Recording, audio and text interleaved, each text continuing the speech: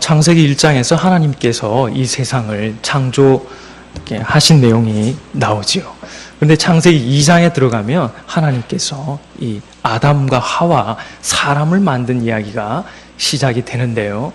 그러면서 본격적으로 인간의 타락의 이야기가 전개되기 시작합니다. 창세기 3장에 들어오면 하나님께서 최초로 만드신 이 아담과 하와가 하나님의 말씀을 경홀히 여김으로 말미암아 하나님께서 먹으면 죽는다고, 반드시 죽는다고 했는데 사탄의 게임에 빠져가지고 결코 죽지 아니하리라, 그럴까 하노라 라는 게임에 빠져서 선악과를 따먹으로 말미암아 인류의 삶 가운데는 죄가, 불행이, 그리고 하나님의 진노하심이, 하나님의 징벌이 들어오게 되었습니다. 그래서 창세기 4장에 넘어오면 이 아담과 하와가 에덴 동산에서 쫓겨나고 난 뒤에 자녀를 낳게 되는 이야기가 나오는데요. 그 내용을 우리가 지난번에 한번 좀 살펴보았습니다. 아담과 하와의 첫 번째 낳은 자녀 이름이 가인이에요. 가인. 그리고 동생이 아벨인데 이 가인이 동생을 죽입니다. 최초의 살인이 일어나는 거지요. 사람을 죽인 일이 일어나는 거죠. 그것도 예배 때문에 일어난 거예요.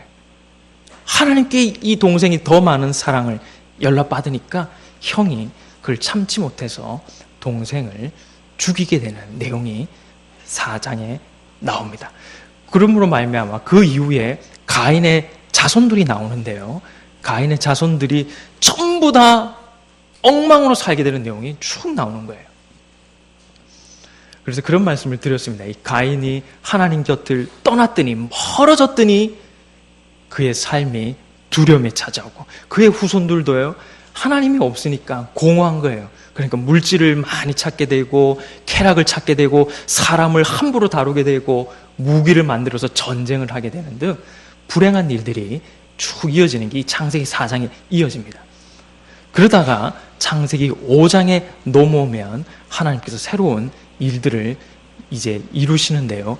아담과 하와의 아이가 성경에 나오는 가인과 아벨인데 그 중에 아벨이 없잖아요. 이제 가인이 남았거든요. 물론 그 외 다른 성경이 다루고 있지 않지만 다른 인류 어떤 그런 사람들은 있었습니다. 아담과 하와의 자손들이 있는데 하나님께서 새로운 씨를 두시는데 그게 아담과 가인과 아벨 다음으로 나오는 셋이라는 아들을 하나님께 주세요.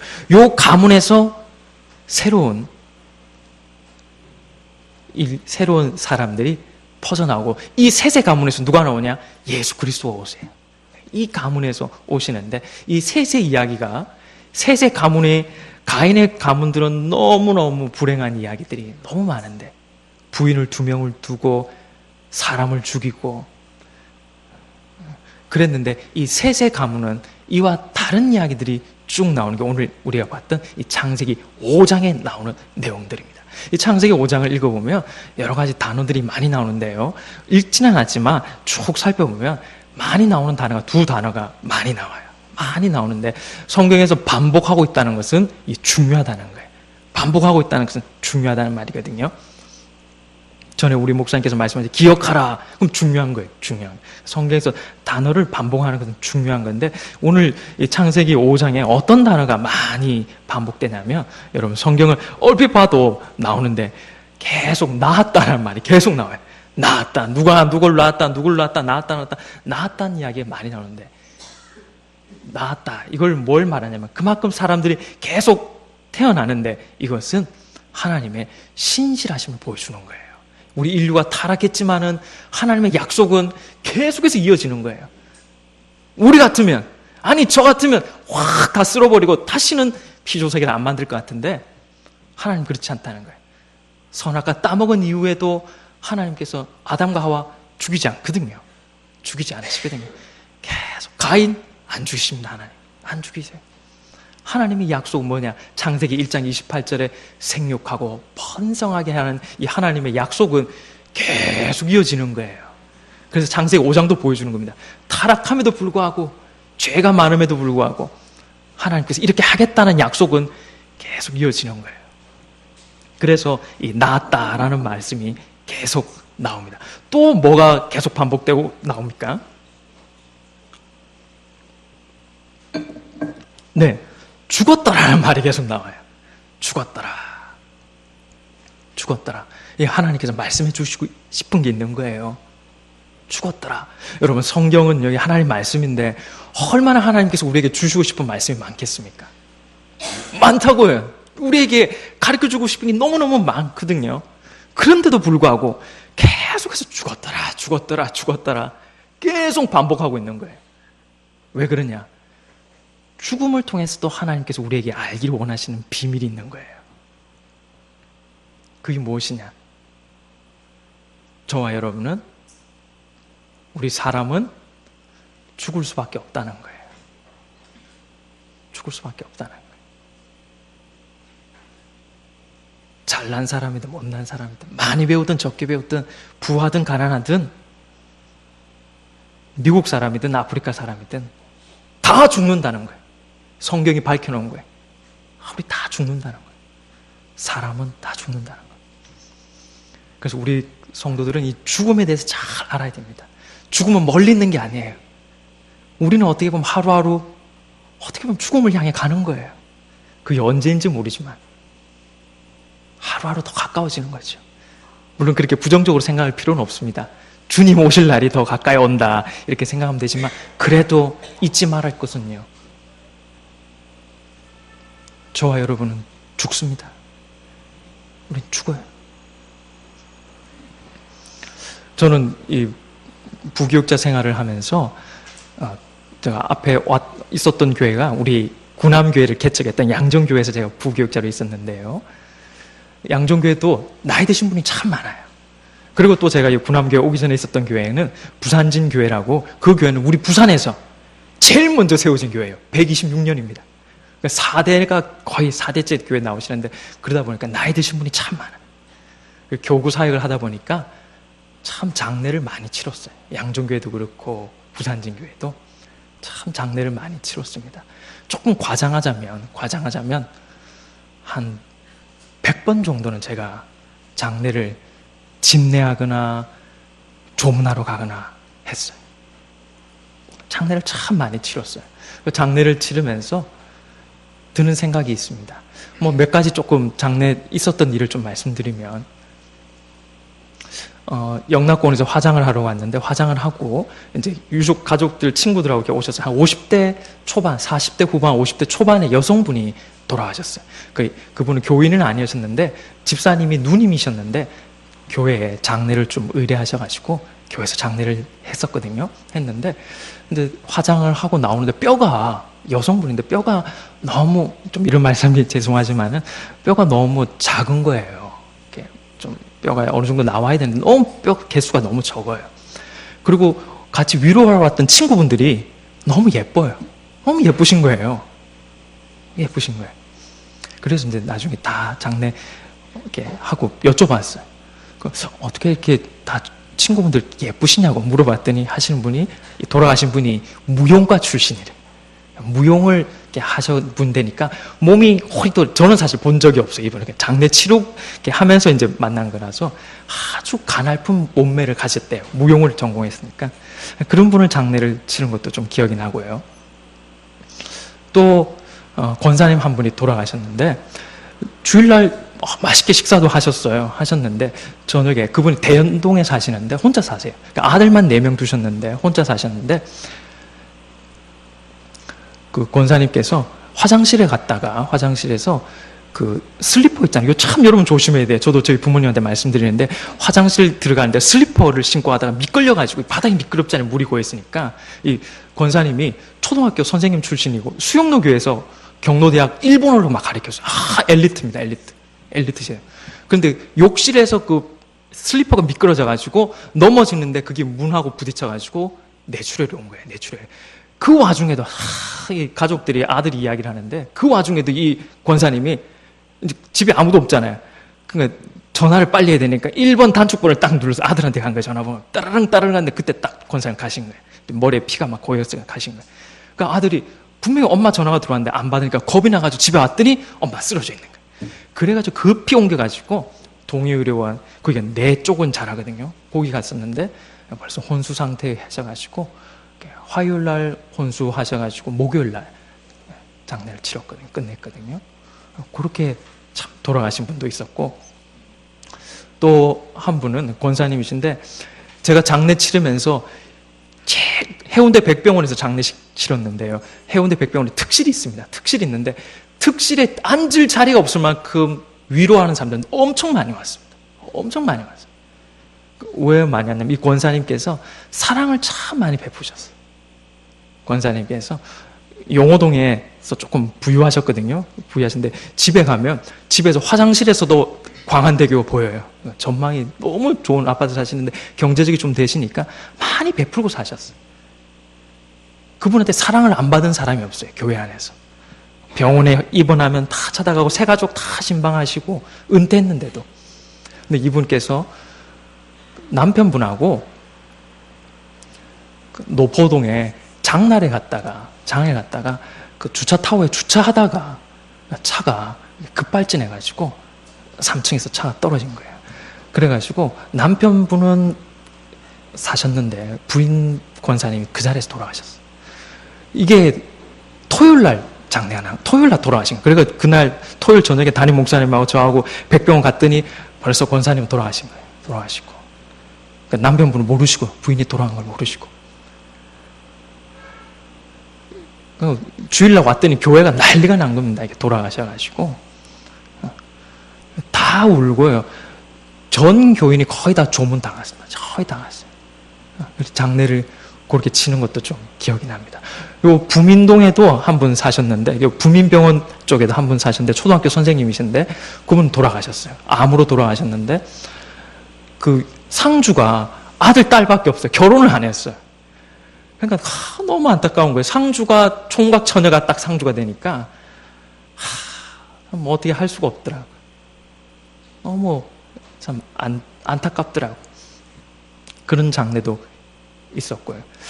또 한 분은 약국을 경영하시는 그 약사님이신데, 몸이 뚱뚱하세요. 좀 뚱뚱하셨는데 자꾸 살이 빠지는 거예요. 살이. 그래, 약사니까 왜 그럴까? 속도 좀 안 좋고 해서 이분이 갤포스를 자꾸 드셨대. 속이 안 좋아요. 갤포스를 먹었는데 주변에서 병원에 한번 가보시라고. 이분이 서울대 약사 출신이에요. 서울대 약학과를 나오셨는데 잘 알잖아요. 괜찮다고. 주변에서 자꾸 살이 빠지니까 가봐라고. 그래서 병원에 갔더니 위암이 된 거예요. 위암이. 위암 절제 수술을 했는데, 이분은 자기가 언제 죽는다는 걸 알고 있으니까 좀 마음도 편하신 거예요. 편하신 거예요. 그래서 좀 담담하게 죽음을 받아들이셨거든요. 받아들이셨는데, 그분도 좀 장례를 치렀던 기억이 좀 납니다. 또 기억나는 장례가, 장로님 한 분 돌아가셨는데, 장로님 굉장히 건강하세요. 저보다 팔 힘이 셉니다. 80 되신 장로님이신데 굉장히 건강하신데, 제가 경로대학을 좀 맡아가지고 했는데, 장로님이 경로대학 놀러 같이 오셨어요. 야외 소풍가인데 오셔가지고 여기에 모인 우리 하고 만남 노래도 부르고, 목요일날 소풍 가서 만남도 딱 부르셨는데 주일날 약간 정신이 이상하신 거예요.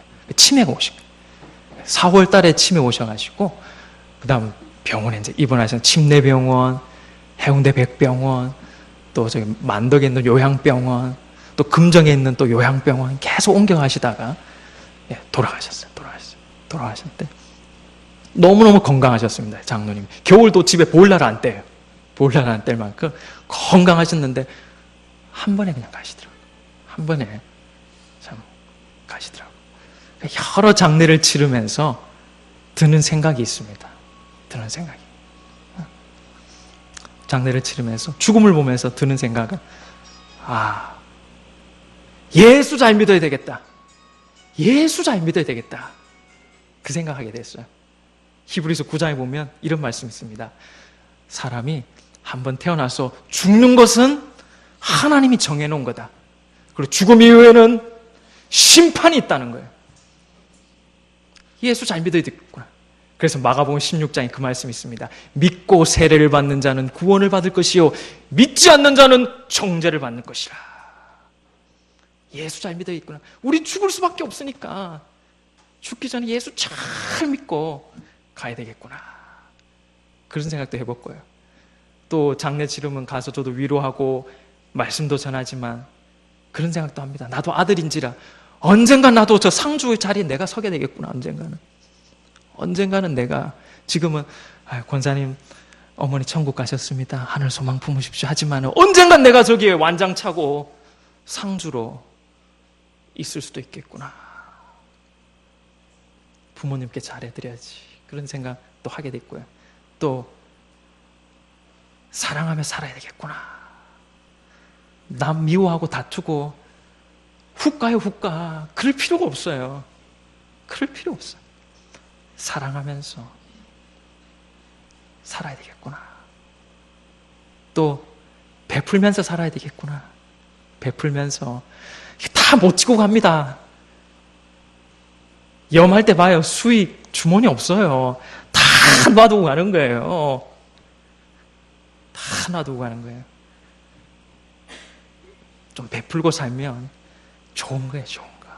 그 사람도 나 기억하고 좋게 기억하고 조금 여유 있을 때 좀 베풀고 살고. 저는 그런 점에서 참 우리 교회가 좋은 교회예요. 우리 교회는 참 사랑이 많아요. 와보니까 참 사랑이 많고 참 잘 베푸세요. 참 잘 베푸세요. 우리 교회 와보면 참 느껴요. 우리 담임 목사님도 그렇고, 제가 우리 목사님 양정교회 있을 때부터 목사님 뵀었는데 찾아오면 참 목사님 많이 베풀어 주세요. 뭐 CD도 주시고, 여러분 체육 야외 소풍 갔다 오셨죠? 10월 달에. 그 수건도 나 받았어요. 목사님 주시더라고. 수건도 주시고, 수건도 주시고. 수목원 갔다 왔죠? 예, 막 알잖아요. 목사님 뭘 항상 주세요. 베풀고 사시는 거예요, 우리 목사님. 우리 원로 목사님도 마찬가지시고. 다시 좀 말씀으로 들어왔어요. 이렇게 죽음으로 끝나는 인생 가운데 좀 더 다르게 산 한 사람이 나타납니다. 그 사람이 누구냐? 우리가 오늘 읽었던 에녹이라는 사람이에요. 에녹이라는 사람은 다 죽었더라 이렇게 끝났는데, 이 사람은 죽지 않고, 저는 좀 이렇게 표현하고 싶어요. 영생하였더라. 이렇게 된 거예요. 과연 에녹은 어떤 삶을 살았길래 그는 죽음을 보지 않고 영원한 생명을 갖게 되었습니까? 오늘 말씀 속에 그 비밀이 있습니다. 그 말씀 속에 비밀이 있습니다. 제가 두 가지만 딱 말씀드릴게요. 두 가지만. 첫 번째는 우리가 잘 아는 말씀이지만 24절 말씀에 그 답이 있죠. 24절 말씀에 같이 한번 읽어볼까요? 시작. 에녹이 하나님과 동행하더니 하나님이 그를 데려가심으로 세상에 있지 아니하였더라. 아멘. 그는 영원한 생명을 가진 거예요. 어떻게 해서? 하나님과 동행하였더니. 동행했다는 거예요. 하나님과 동행하였다. 여러분, 동행이 뭡니까? 같이 가는 거잖아요. 에녹은 어떤 삶을 살았느냐? 하나님과 같이 손잡고 걸어갔다는 거예요. 같이 걸어갔다는 거예요. 에녹은 다른 걸 붙잡고 산 사람이 아닙니다. 물질이나 인기나 사람이나 뭐 다른 거 바라본 게 아니에요. 그는 우리 하나님과 함께 그분 손잡고 걸어간 삶을 사는 거예요. 다른 데 매이지 않고 다른 거 붙잡고 아둥바둥 산 게 아니라 하나님 붙잡고 살아갔다는 거예요. 그랬더니 그는 다 죽었더라. 이 인생에서 에녹은 죽지 않고 영생하였더라. 영생하였더라. 여기 계신 우리 성도님 여러분, 다른 거 붙잡고 살지 마요. 그거 다 떠납니다. 자식 떠나요. 다 떠나요. 주님 붙잡고 사는 거예요. 죄송합니다. 건강 떠납니다. 건강 떠나요. 다 떠나요. 부귀영화 다 떠납니다. 다 떠납니다. 다른 거 붙잡지 마시고 우리 주님 붙잡고, 주님이여 이 손을 꼭 잡고 날마다 이 손 붙잡고 주님과 함께 동행하시는 여러분 되시길 바랍니다. 두 번째는요, 이게 동행한단 말이 같이 걷는 것도 동행이지만 이 단어는, 원어는 할라크라는 단어를 번역한 건데요. 이 할라크는 같이 걷다라는 말도 있지만 또 다른 뜻은 뜻을 쫓다, 뜻을 추구하다, 이런 말씀이에요. 그러니까 에녹은 하나님의 뜻을 쫓으며 살았다, 그런 거예요. 조금 더 쉽게 말하면 에녹은 하나님 말씀 붙잡고 살았다는 거예요. 하나님 말씀 따라갔다는 거예요. 하나님 말씀 따라. 오늘 우리 오전 우리 목사님 주신 말씀 통해서 큰 은혜 받았지 않습니까? 하나님께서 에녹에게 좁은 길로 가라, 좁은 문으로 가라. 에녹 그 뜻을 따라가는 거예요. 하나님과 동행하였더니 그 따라가는 거 좁은 길, 좁은 문 가는 거예요. 하나님의 뜻을, 말씀을 따라갔더니 그는 죽었더라의 인생에서 영원한 생명을 가진 부활 인생을 살게 된 것입니다. 말씀을 정리하겠습니다. 인생은 짧습니다. 생각보다 짧아요. 2번 사는 것도 아닙니다. 한 번 살다 한 번 죽는 것은 하나님께서 정해놓은 이치요 법칙입니다. 한 번뿐인 인생 어떻게 하면 보람있게 살 수 있을까요? 어떻게 하면 후회하지 않고 살 수 있을까요? 의미 있게 살 수 있을까요?